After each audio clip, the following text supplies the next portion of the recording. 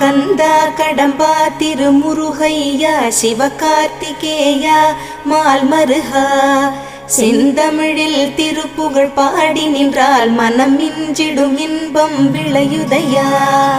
சிரகிரி வேலவனை காண்கையிலே விழிவோரம் கண்ணீர் பெருகிடுமே.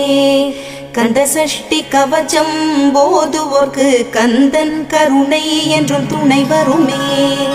பங்குனி உத்திர நாளினிலே உனை நினைந்தே காவடி சுமந்து வந்தோம். புன்னகை புரியும் ஷண்முகனே உன் சன்னதி தேடி ஓடி வந்தோம். உன் பதம் பணிவது என் தவமே, என் மனதில் நிறைந்திடும் உன் முகமே.